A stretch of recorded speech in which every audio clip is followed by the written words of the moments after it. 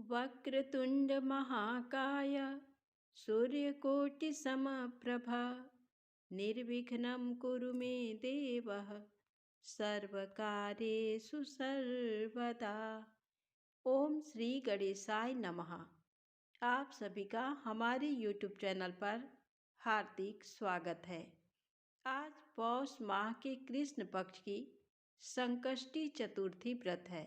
तो आज आप सुनेंगे संकष्टी चतुर्थी व्रत की पौराणिक कथा, चौथ माता की कथा, साथ में सुनेंगे श्री गणेश चालीसा पाठ। इन कथाओं को श्रद्धा भाव से पूरा सुनने मात्र से समस्त मनोकामनाएं पूर्ण होंगी, इसलिए कथा को आप पूरा अवश्य सुने। तो प्रेम से बोलें, विघ्नहर्ता गणपति भगवान की जय हो। पौष माह में पड़ने वाली चतुर्थी तिथि अखूरत संकष्टी चतुर्थी कहलाती है। चतुर्थी के दिन भगवान गणेश का पूजन किया जाता है, जो कि हिंदू धर्म में प्रथम पूजनीय देवता हैं। मान्यता है कि भगवान गणेश की पूजा करने के बाद यदि कोई भी कार्य किया जाए तो वो अवश्य ही सफल होता है। संकष्टी चतुर्थी का व्रत हिंदू धर्म में बहुत ही महत्वपूर्ण माना गया है। इस व्रत को रखने से जातक के सभी कष्ट दूर होते हैं, साथ में समस्त मनोकामनाएं पूर्ण होती हैं और सभी कार्य सफल होते हैं। तो आइए जानें संकष्टी चतुर्थी व्रत की पौराणिक कथा।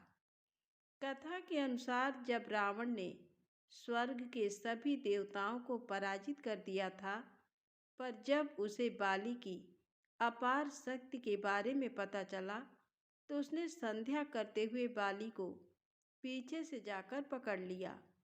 चूंकि वानर राज बाली रावण से कहीं अधिक शक्तिशाली था, इसलिए उन्होंने रावण को अपनी बगल में दबा लिया और उसे किष्किंधा ले आए और अपने पुत्र अंगद को खिलौने की तरह खेलने के लिए दे दिया। अंगद ने भी रावण को खिलौना ही समझा और उसे रस्सी से बांधकर इधर उधर घुमाने लगा, जिसकी वजह से रावण को काफ़ी पीड़ा हो रही थी। तब एक दिन रावण ने बहुत दुखी मन से अपने पिता ऋषि पुलस्त्य जी का सुमिरन किया। रावण की ऐसी दशा देखकर ऋषि पुलस्त्य को बहुत दुख हुआ और उन्होंने पता लगाया कि आखिर रावण की ऐसी दशा क्यों हुई है। उन्होंने मन ही मन ये सोचा कि घमंड होने पर देव, मनुष्य और असुर सभी की यही गति होती है। फिर भी पुत्र मोह में आकर उन्होंने रावण से पूछा कि तुमने मुझे क्यों याद किया। रावण ने तब कहा कि मैं बहुत दुखी हूँ, यहाँ के नगरवासी मुझे धिक्कारते हैं, आप मेरी रक्षा कीजिए और इस दुख से बाहर निकालिए। रावण की बात सुनकर पुलस्त्य ऋषि ने कहा कि तुम परेशान मत हो, जल्द ही तुम्हें इस बंधन से मुक्ति मिल जाएगी। उन्होंने रावण को भगवान गणेश जी का व्रत करने की सलाह दी और बताया कि पूर्व काल में वृत्रासुर की हत्या से मुक्ति पाने के लिए देवराज इंद्र ने भी ये व्रत किया था। उन्होंने आगे कहा कि ये व्रत बहुत ही फलदायी है और इसे करने से सभी संकट दूर होते हैं। महर्षि पुलस्त्य के कहने अनुसार रावण ने अखुरत संकष्टी चतुर्थी का व्रत पूरे विधि विधान से पूर्ण किया। इस व्रत के प्रभाव से बाली ने रावण को अपना मित्र बनाकर उसे अपने बंधन से मुक्त कर दिया। इस तरह जो भी पूरी श्रद्धा से अखूरत संकष्टी चतुर्थी का व्रत करता है, वह बड़ी से बड़ी मुश्किल से भी निकल जाता है। तो प्रेम से बोलें, गणेश जी महाराज की जय हो। अब आइए सुने संकष्टी गणेश चतुर्थी व्रत से जुड़ी अगली पौराणिक कथा। एक समय की बात है, विष्णु भगवान का विवाह लक्ष्मी जी के साथ निश्चित हो गया। विवाह की तैयारी होने लगी। सभी देवताओं को निमंत्रण भेजे गए। परंतु गणेश जी को निमंत्रण नहीं दिया। कारण जो भी रहा हो, अब भगवान विष्णु की बारात जाने का समय आ गया। सभी देवता अपनी पत्नियों के साथ विवाह समारोह में आए। उन सब ने देखा कि गणेश जी कहीं दिखाई नहीं दे रहे हैं। तब वे आपस में चर्चा करने लगे कि क्या गणेश जी को नहीं न्योता है या स्वयं गणेश जी ही नहीं आए हैं। सभी को इस बात पर आश्चर्य होने लगा। तभी सबने विचार किया कि विष्णु भगवान से ही इसका कारण पूछा जाए। विष्णु भगवान से पूछने पर उन्होंने कहा कि हमने गणेश जी के पिता भोलेनाथ महादेव को न्योता भेजा है। यदि गणेश जी अपने पिता के साथ आना चाहते हैं तो आ जाते। अलग से न्योता देने की कोई आवश्यकता भी नहीं थी। दूसरी बात यह है कि उनको 1.25 मन मूंग, 1.25 मन चावल, 1.25 मन घी और 1.25 मन लड्डू का भोजन दिन भर में चाहिए। यदि गणेश जी नहीं आएंगे तो कोई बात नहीं। दूसरे के घर जाकर इतना सारा खाना पीना अच्छा भी नहीं लगता। इतनी वार्ता कर ही रहे थे कि किसी एक ने सुझाव दिया, यदि गणेश जी आ भी जाएं तो उनको द्वारपाल बनाकर बैठा देंगे कि आप घर की याद रखना। आप तो चूहे पर बैठकर धीरे धीरे चलोगे तो बारात से बहुत पीछे रह जाओगे। ये सुझाव भी सबको पसंद आ गया तो विष्णु भगवान ने भी अपनी सहमति दे दी। अब होना क्या था कि इतने में गणेश जी वहां आ पहुंचे और उन्हें समझा बुझाकर घर की रखवाली करने बैठा दिया। बारात चल दी। तब नारद जी ने देखा कि गणेश जी तो दरवाजे पर ही बैठे हुए हैं। तो वे गणेश जी के पास गए और रुकने का कारण पूछा।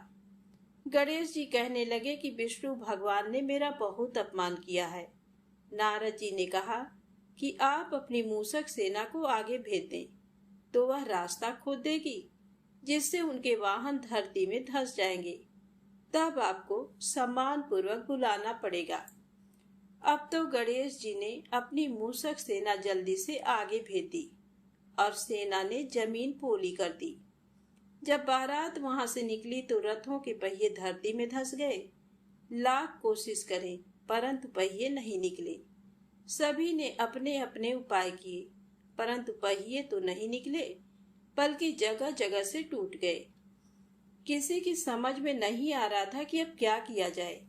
तब तो नारद जी ने कहा, आप लोगों ने गणेश जी का अपमान करके अच्छा नहीं किया। यदि उन्हें मनाकर लाया जाए तो आपका कार्य सिद्ध हो सकता है और ये संकट टल सकता है। शंकर भगवान ने अपने दूत नंदी को भेजा और वे गणेश जी को लेकर आए। गणेश जी का आदर सम्मान के साथ पूजन किया। तब कहीं रथ के पहिए निकले। अब रथ के पहिए निकल तो गए परंतु वे टूट फूट गए तो उन्हें सुधारे कौन। पास के खेत में खाती काम कर रहा था, उसे बुलाया गया। खाती अपना कार्य करने के पहले श्री गणेशाय नमः कहकर गणेश जी की वंदना मन ही मन करने लगा। देखते ही देखते खाती ने सभी पहियों को ठीक कर दिया। तब खाती कहने लगा कि हे देवताओं, आपने सर्वप्रथम गणेश जी को नहीं मनाया होगा और ना ही उनकी पूजन की होगी, इसीलिए तो आपके साथ ये संकट आया है। हम तो मूर्ख अज्ञानी हैं, फिर भी पहले गणेश जी को पूजते हैं, उनका ध्यान करते हैं और आप लोग तो देवतागण हैं, फिर भी आप गणेश जी को कैसे भूल गए। अब आप लोग भगवान श्री गणेश जी की जय बोलकर जाएं तो आपके सब काम बन जाएंगे और कोई संकट भी नहीं आएगा। ऐसा कहते हुए बारात वहां से चल दी और विष्णु भगवान का लक्ष्मी जी के साथ विवाह संपन्न करा के सभी सकुशल घर लौट आए। हे गणेश जी महाराज, जैसे आपने विष्णु जी के कार्य को सफल किया, ऐसे ही हम सभी के कार्य को सिद्ध करना। तो प्रेम से बोले, गणेश जी महाराज की जय हो। अब आइए सुने चौथ व्रत की अगली कहानी। एक गांव में एक वृद्धा रहती थी। उसकी बहू थोड़ी सी पागल जैसी रहती थी। उसे भूख बिल्कुल सहन नहीं होती थी। वह रोज सुबह उठकर पहले खाना खाती थी, फिर दूसरा काम करती थी। एक दिन उनके यहाँ पूजा होनी थी और पूजा के लिए खाना बनाना था। तो वृद्धा ने सोचा कि ये तो सुबह उठकर सबसे पहले खाऊं खाऊं करेगी और सारा खाना जूठा कर देगी। तो वृद्धा ने एक उपाय सोचा। उसने पानी के मटके के नीचे एक छेद कर दिया और बहू से कहा कि आज पूजा है, तू सुबह से खाऊं खाऊं मत करना। तू पहले पानी भर ला, फिर कुछ खा पी लेना। बहू ने सास से कहा कि ठीक है माँ, और वह पानी भरने के लिए चली गई। बहू पानी भरने कुएं पर आई तो उसने वहां पर सबसे पहले अपने साड़ी में बंधा हुआ आटा निकाला, फिर पनघट पर उसे गूंथ लिया और उसकी बाटियां बना ली। वहीं पास में शमशान था, वहां एक मुर्दा जलाया गया था, तो उसकी आंच में उसने वह बाटियां सेक ली। और पास में ही एक गणेश जी का मंदिर था। मंदिर में किसी ने गणेश जी को चोला चढ़ाया था, तो गणेश जी की तोंद में घी लगा हुआ था। उसने उससे बाटियां चुपोड़कर एक बाटी का भोग गणेश जी को लगाकर उसने वह बाटियां खा ली। उसके बाद वह आराम से अपने घर चली गई। इधर गणेश जी ने क्रोधित होते हुए नाक पर उंगली चढ़ा ली। फिर उसके बाद कोई उधर से निकला तो उसने देखा कि गणेश जी ने नाक पर उंगली चढ़ा रखी है। तो उसने गांव में जाकर सबसे कह दिया कि गणेश जी ने नाक पर उंगली चढ़ा ली। अब गणेश जी की नाक पर से उंगली उतारने के लिए सभी लोग प्रयास करने लगे। कोई गणेश जी के पाठ करने लग गया, कोई हवन कर रहा है ताकि गणेश जी नाक पर से उंगली हटा लें, पर गणेश जी ने नाक पर से उंगली नहीं हटाई। अब ये बात राजा तक पहुंच गई। राजा ने बड़े बड़े पंडित और ज्योतिष बुलवाए, पर वह भी गणेश जी की नाक से उंगली नहीं हटा पाए।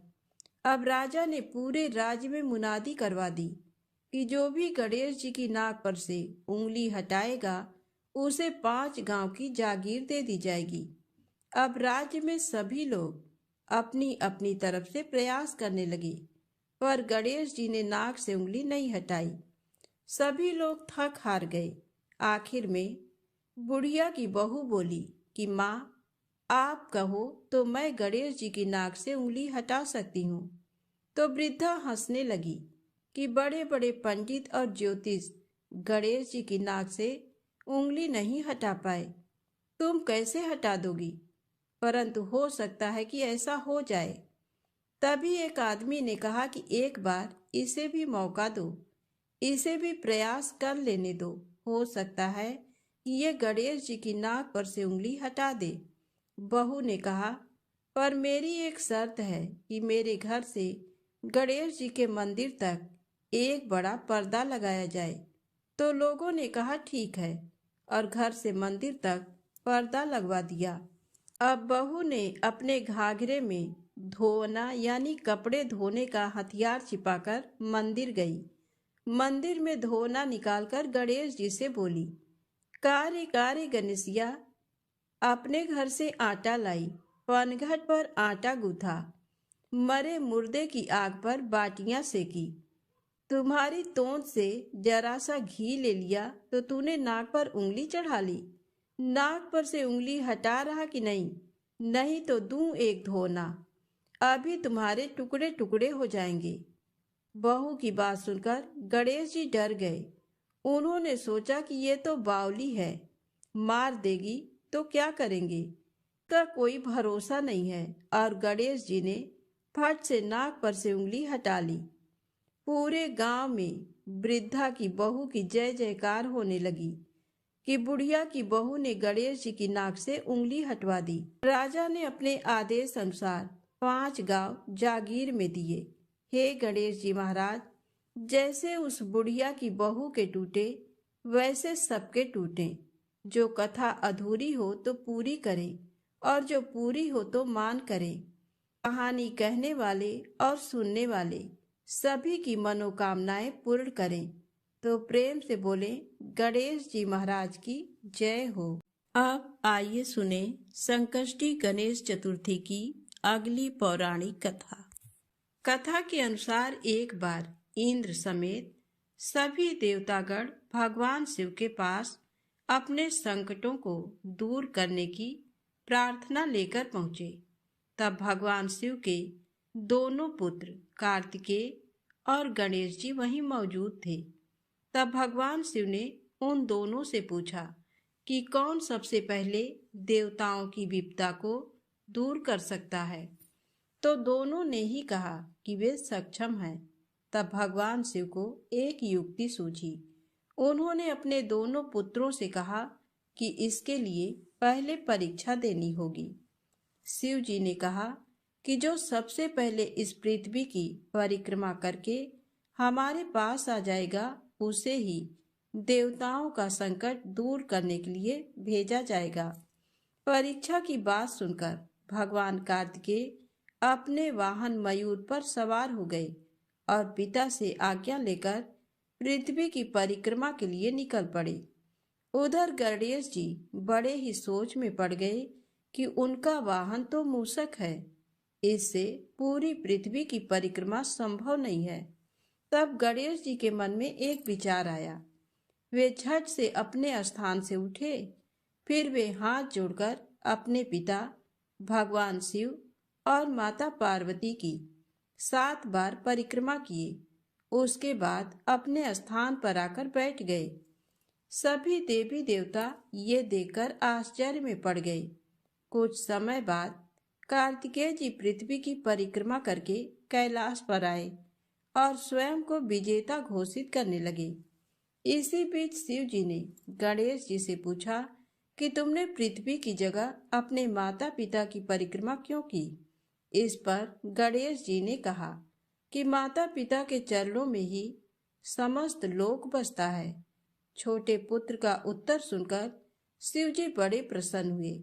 उन्होंने गणेश जी को देवताओं का संकट दूर करने के लिए भेजा। महादेव ने गणेश जी को वरदान दिया कि जो भी व्यक्ति चतुर्थी के दिन तुम्हारी पूजा करके रात्रि में चंद्रमा को अर्घ्य देगा, उसके सभी पाप मिट जाएंगे, विपदाएं दूर होंगी और समस्त मनोकामनाएं पूरी होंगी। जीवन में सुख और समृद्धि में वृद्धि होगी। इस व्रत कथा को पढ़ने के बाद गणेश जी से प्रार्थना करें कि हे गणेश जी महाराज, आप हमारे संकटों को दूर करके जीवन में सुख और समृद्धि दें। तो प्रेम से बोले गणेश जी महाराज की जय हो। अब आइए सुने चौथ माता की पौराणिक कथा। एक शहर में एक व्यापारी रहा करता था। व्यापारी बहुत ही आलसी किस्म का इंसान था। उसके पास उसके दादा परदादा की कमाई हुई दौलत उसको विरासत में मिली थी, जिसके कारण वह व्यापारी कोई काम धंधा नहीं किया करता था।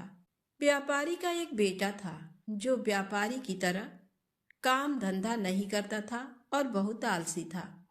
व्यापारी ने अपने बेटे का विवाह एक अच्छी, सुंदर और सुशील कन्या से किया था। विवाह होने के बाद भी व्यापारी का बेटा कुछ नहीं करता था। वह घर पर आलसी बना पड़ा रहता था। व्यापारी के बेटे की पत्नी जब भी बाहर कूड़ा फेंकने के लिए जाती थी, तब उससे उसके पड़ोस में रहने वाली महिला उससे पूछती थी कि आज तुमने खाने में क्या खाया। पड़ोसी महिला की बात सुनकर व्यापारी के बेटे की पत्नी उस महिला से कहती है कि मैंने आज खाने में ठंडी ठंडी और बासी रोटी खाई है, और वह ये बोलकर अंदर आ गई।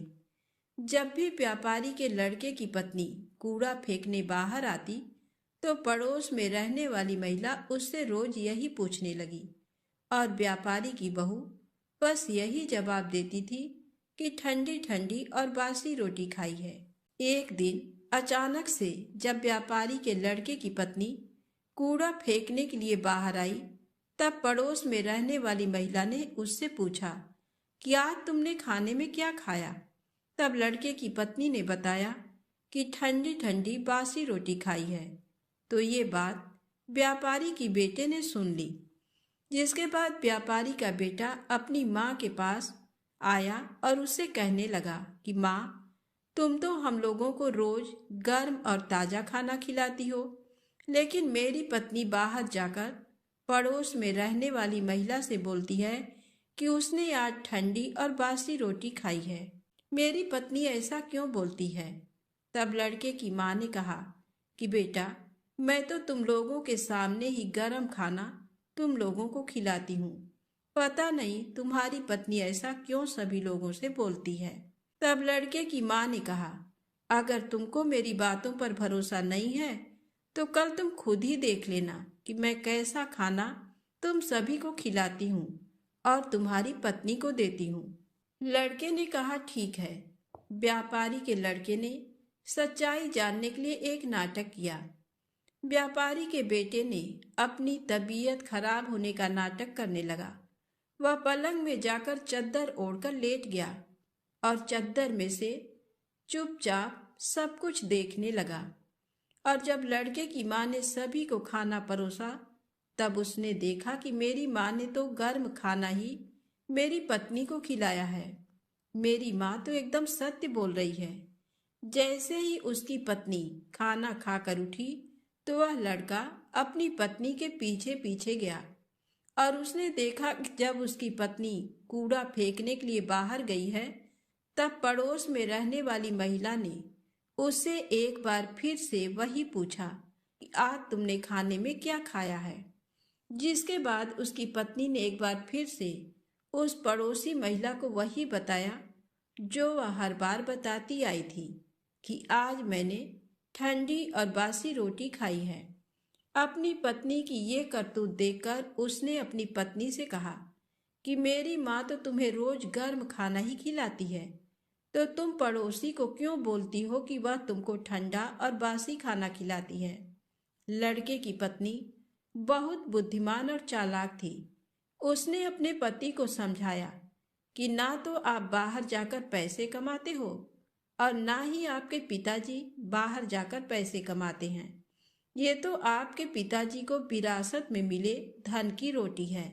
अगर आप लोग अभी भी नहीं समझेंगे तो एक दिन सारा धन खत्म हो जाएगा और घर में खाने के लिए रोटी तक नहीं मिलेगी। लड़के को अपनी पत्नी की बात सुनकर समझ में आ जाता है कि वह सही बोल रही है। अगर मैंने अभी धन नहीं कमाया तो आगे बहुत बड़ी दिक्कत हो सकती है। जिसके बाद लड़के ने ये तय कर लिया कि अब वह पैसा कमाएगा, जिसके लिए व्यापारी के बेटे ने ये तय किया कि वह विदेश जाएगा और विदेश में बहुत सारा धन कमाएगा। व्यापारी का बेटा धन कमाने के लिए विदेश चला जाता है। अपने पति के विदेश जाने के बाद उसकी पत्नी 12 महीने के लिए चौथ माता का व्रत रखने लगती है और धीरे धीरे 12 महीने गुजर जाते हैं। तब चौथ माता और गणेश जी ने उसकी पत्नी की व्रत रखने और पूजा करने से खुश हो जाती हैं। जिसके बाद चौथ माता और गणेश जी ये तय करते हैं कि अब इस कन्या को इसके पति से मिलवा देना चाहिए, क्योंकि 12 महीने गुजर चुके हैं। जिसके बाद चौथ माता और गणेश जी एक बार जब व्यापारी का बेटा विदेश में अपने घर में गहरी नींद में सो रहा होता है, तब उसके सपने में जाकर चौथ माता ने कहा कि तुम अपने घर चले जाओ, तुम्हारी पत्नी तुमको बहुत याद कर रही है और वह तुम्हारा इंतजार कर रही है। लड़के ने चौथ माता से कहा कि मैं यहाँ से कैसे जा सकता हूँ, मेरा यहाँ पर बहुत सारा व्यापार फैला हुआ है और मेरे जाने के बाद इस व्यापार को कौन देखेगा। चौथ माता ने लड़के से कहा कि तुम चिंता मत करो, कल तुम सुबह एक दिए को जलाकर उसको लेकर अपने साथ बैठ जाना। जिन जिन लोगों को तुमको पैसा देना है वह तुमको पैसे दे जाएंगे और जिन जिन लोगों को तुम्हें पैसा देना है वह तुमसे पैसा ले जाएंगे और इस प्रकार से तुम्हारा सारा व्यापार एक ही दिन में सिमट जाएगा। व्यापारी के लड़के ने चौथ माता की बात मानकर अगले दिन वैसा ही किया जैसा चौथ माता ने उससे करने के लिए कहा था। उसने अपने हाथ में सूरज दीपक जलाकर बैठ गया। जिसके बाद व्यापारी आए, उसको पैसा दे गए और जिसको उसे पैसा देना था वह उससे पैसा ले गए और व्यापारी के लड़के का व्यापार एक ही दिन में सिमट गया। इसके बाद व्यापारी का बेटा अपने घर जाने के लिए निकल पड़ा। थोड़ी दूर चलने के बाद जब व्यापारी का बेटा आधे रास्ते पहुंच गया था, तब उसको रास्ते में एक सांप दिखाई दिया। वह सांप एक जगह जल रही अग्नि के पास जा रहा था, जिसको देखकर व्यापारी के बेटे ने सांप को अग्नि के पास जाने से रोक दिया। व्यापारी के बेटे के ऐसा करने के बाद वह सांप बहुत क्रोधित हो गया। वह कोई और नहीं बल्कि नागराज थे। तभी नागराज ने उस लड़के से कहा कि तुमने ये क्या किया? मैं तो नाग योनि से छुटकारा पाने के लिए जा रहा था, लेकिन तुमने ऐसा होने नहीं दिया। अब मैं तुमको जान से मार दूंगा। जिसके बाद व्यापारी के बेटे ने कहा कि मैं पिछले 1 साल से विदेश में हूँ। मेरी पत्नी मुझे बहुत याद कर रही है और मैं 1 साल बाद अपने घर जा रहा हूँ। आप मुझे अभी छोड़ दीजिए। मैं अपनी पत्नी से एक बार मिल लूँ, तब कल आप मेरे घर आकर मुझे मार दीजिएगा। जिसके बाद नागराज ने व्यापारी के बेटे को जाने दिया और थोड़ी ही देर में अपने घर वह पहुंच गया। लेकिन व्यापारी का बेटा बहुत डरा हुआ था। तो उसकी पत्नी ने पूछा कि आप इतने भयभीत क्यों हैं? तब उसने अपनी पत्नी को बताया कि मेरे साथ रास्ते में ये दुर्घटना घटी थी कि एक नागराज अपनी नाग योनि से मुक्त होने जा रहे थे, लेकिन मैंने उनको जाने से रोक दिया, जिससे वह बहुत क्रोधित हो गए हैं और उन्होंने मुझे मारने का वचन लिया है। कल वह मुझे मारने के लिए आएंगे। व्यापारी की बेटे की पत्नी बहुत चालाक और बुद्धिमान थी और उसने अपने पति की बात सुनकर अपने घर की सीढ़ियों पर कुछ न कुछ रख दिया। उसकी पत्नी ने पहली सीढ़ी पर दूध रख दिया, दूसरी सीढ़ी पर बालू बिखेर दी और तीसरी सीढ़ी पर फूल बिखेर दिए।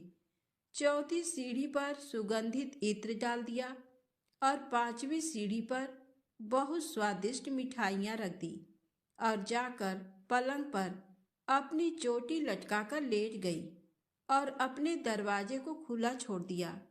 नागराज जब उसके पति को मारने के लिए आए, तब उन्होंने सीढ़ियों में दूध देखा, तो उन्होंने उस दूध को पी लिया और एक एक करते सभी सीढ़ियों की सारी चीजें खा लिए। और तब उन्होंने बोला कि व्यापारी, तुमने मुझे बहुत प्रसन्न किया है, लेकिन मैंने तुमको वचन दिया है कि मैं तुमको मारूंगा जरूर। अब मैं कुछ नहीं कर सकता, मैं अपने वचन से बंधा हुआ हूँ। जिसके बाद नागराज व्यापारी के बेटे को मारने के लिए 7 सीढ़ी पार करके उसके कमरे के पास जाने लगे। तब वहां पर चौथ माता और गणेश जी ने आकर उस नागराज को अपनी तलवार से काट काट कर चारों तरफ फेंक देते हैं और जिसके बाद नागराज का एक हिस्सा लड़के के जूते में चला गया। नागराज ने कहा, मैं यहीं छुपा रहूंगा और कल जब सुबह वह व्यापारी जूता पहनेगा तब मैं उसको काट लूंगा। लेकिन तभी अचानक से वहां पर बहुत सारी चींटियां आ गईं और उन्होंने नागराज को देखा कि जूते के अंदर हैं। तब चींटियों ने कहा कि इसकी पत्नी तो हमको रोज कुछ ना कुछ खाने के लिए देती थी, आज हम लोग इसके पति की जान बचाते हैं। चींटियों ने नागराज को खा लिया। चींटियों के खाने के बाद चारों तरफ खून ही खून फैल गया था। जैसे ही सुबह हुई तब लड़के की माँ उसके कमरे में आई और लड़के की माँ ने कमरे से खून निकलता देख बहुत डर गई और उसने सोचा कि मेरे बेटे और मेरी बहू को किसी ने जान से मार दिया है। वह बहुत जोर जोर से चिल्लाने लगी। अपनी माँ की आवाज़ सुनकर व्यापारी का लड़का और उसकी पत्नी तुरंत कमरे से बाहर निकल आए। तभी लड़के की माँ अपने बेटे और अपनी बहू को जिंदा देखकर बहुत खुश हो गई। लड़के ने अपनी माँ से कहा कि माँ, तुम रो क्यों रही हो? आज तो खुशी का दिन है, क्योंकि आज मेरा दुश्मन मर गया है। लेकिन मेरे जाने के बाद मेरी लंबी आयु के लिए किसने पूजा किया था और किसने व्रत रखा था? तब लड़के की माँ ने कहा कि बेटा, मैंने तो कोई व्रत नहीं रखा था। तब लड़के ने अपनी पत्नी से पूछा कि तुमने व्रत रखा था? तब उसकी पत्नी ने कहा कि हाँ जी, मैंने आपके जाने के बाद 12 महीने तक चौथ माता की पूजा की थी। उन्हीं ने आपकी जान बचाई है। तभी लड़के की माँ ने लड़के से कहा कि मैं तो तुम्हारी पत्नी को रोज खाना देने जाती थी, तब इसने 12 महीने व्रत कैसे रख लिया? तुम्हारी पत्नी झूठ बोल रही है। मैं रोज उसको खाने के लिए 4 रोटी देती थी, तो ये मैं कैसे मान लूं कि तुम्हारी पत्नी ने व्रत रखा था? तब लड़के की पत्नी ने बताया कि माँ जी, मैं 1 रोटी गाय माता को खिलाती थी और 1 रोटी जमीन में गाड़ देती थी और 1 रोटी मेहतरानी को देती थी और बची हुई 1 रोटी रात में चंद्रमा को अर्घ देकर खाती थी। लेकिन तभी लड़के की माँ ने कहा, मैं तेरी बातों का विश्वास कैसे मान लूं? जिसके बाद लड़के की पत्नी ने कहा कि माँ जी, आप गाय माता से पूछ लो। जैसे ही गाय माता से पूछा ये बात सत्य है, तो गाय माता बहुत जोर जोर से हंसने लगी और उनके मुंह से पलाश के फूल गिरने लगे, जिससे ये बात सच साबित हुई। और फिर पत्नी ने जमीन खोदकर देखा तो रोटी की जगह सोने की रोटी थी और ये बात भी सच साबित हुई। फिर लड़के की पत्नी ने मेहतरानी से पूछा, उन्होंने हाँ कर दिया। ये बात भी सच साबित हो गई और तभी लड़की की माँ ने मान लिया कि मेरी बहू ने चौथ माता और गणेश जी की पूजा की थी। लड़के ने अपनी पत्नी को धन्यवाद दिया और सभी लोग मिलजुल कर हंसी खुशी रहने लगे। हे चौथ माता, जैसा फल ब्राह्मणी के बेटे को दिया वैसा सभी को देना। कहानी कहने वाले को, कहानी सुनने वाले को, हुंकारा भरने वाले को और पूरे परिवार को देना। एक बार प्रेम से बोलिए गणेश जी महाराज की जय, चौथ माता की जय। चौथ माता की दूसरी कहानी। एक बुढ़िया माई के ग्वालिया बछालिया नाम का बेटा था। बुढ़िया माई अपने बेटे के लिए 12 महीने की चारों चौथ करती थी। बेटा लकड़ी लेकर आता था और दोनों माँ बेटा उनको बेचकर गुजारा करते थे। बुढ़िया माई रोजाना लकड़ी में से 2 लकड़ी रख लेती और चौथ के दिन बेटे से छुपकर बेचकर सामान लाती थी और 5 पुआ बनाती थी। एक पुआ गणेश जी महाराज को, एक चौथ माता को चढ़ाती, एक ब्राह्मण को और एक अपने बेटे को खिलाती थी और एक पुआ खुद खाती थी। एक चौथ के दिन बेटा अपनी पड़ोसन के घर गया। वह पुआ बना रही थी। जब उसने पूछा कि आज क्या है जो पुए बना रखे हैं, तब वह बोली, मैंने तो आज ही बनाए हैं, पर तेरी माँ तो चारों चौथ को पुए बनाती है। उसने जाकर माँ से पूछा, माँ तू रोज पुए बनाती है, मैं इतनी मेहनत से कमाता हूँ। बुढ़िया माई बोली, मैं तो चौथ माता का व्रत करती हूँ। वह बोला कि तू मुझे रख ले या तो तू चौथ माता को ही रख ले। बुढ़िया माई बोली, मैं तो तेरे लिए ही चौथ का व्रत करती हूँ, इसलिए मैं तुझे छोड़ सकती हूँ, पर चौथ माता को नहीं। जब बेटा घर से जाने लगा तो बुढ़िया माई बोली, तू जा रहा है तो मेरे हाथ में से ये आखा लेते जा, जहाँ संकट आए वहाँ ही पूर देना। बेटे ने सोचा बात झूठी है, पर ले चलने में क्या बुराई है। वह चलने लगा और वह थोड़ी दूर पहुंचा ही था कि उसने देखा कि खून की नदी बह रही थी। कहीं से भी रास्ता नहीं मिला, तो आँखा पूर कर बोला कि चौथ माता, अगर तू सच्ची है तो रास्ता हो जाए। ऐसा कहते ही झट से रास्ता मिल गया। आगे गया तो घनघोर अंधेरा उजाड़ फैला हुआ था। उसने मन में सोचा कि मुझे शेर बघेरे खा जाएंगे, इसलिए वह आँखा पूर कर बोला, चौथ माता मुझे रास्ता मिल जाए, और तब जल्दी से रास्ता मिल गया। वह आगे चला गया। जाते जाते एक राजा की नगरी में पहुंचा। वहां का राजा रोजाना एक आदमी की बलि देता था। वह एक बुढ़िया माई के पास गया। वह बुढ़िया माई रोती जा रही थी और पुए बना रही थी। लड़के ने बुढ़िया माई से पूछा कि बुढ़िया माई क्यों रो रही हो? तो बुढ़िया माई ने जवाब दिया कि मेरे एक ही बेटा है, जिसकी कल राजा बलि देने वाला है, मैं उसी के लिए पुए बना रही हूँ। वह बोला, बुढ़िया माई अपने बेटे की जगह मुझे पुए खिला दे, मैं उसकी जगह बलि चढ़ने चला जाऊंगा। बुढ़िया माई ने कहा कि मैं दूसरे के पुत्र को कैसे भेज सकती हूँ, लेकिन वह नहीं माना तो बुढ़िया माई ने उसको पुए खिला दिए। अगले दिन जब राजा का संदेश आया तो बुढ़िया माई ने सोचा कि मैं कैसे दूसरे के बेटे को बलि चढ़ने के लिए भेज सकती हूँ, मैं ऐसा नहीं कर सकती। लेकिन बाहर की आवाज़ सुनकर वह जाग गए और राजा के आदमियों के साथ चला गया। वहाँ मटके पकाने का, जिसमें कुम्हार मटके को पकाता है, आवा बना हुआ था, जो एक मनुष्य का भोग लेने के बाद ही उसमें आवा पकते थे। उन सब ने मिलकर सबको आवा में चुन दिया। वह आँखा पूर कर हाथ में बैठ गया। एक दिन में ही आवा पक गया और मिट्टी के घड़े सोने चांदी के बन गए।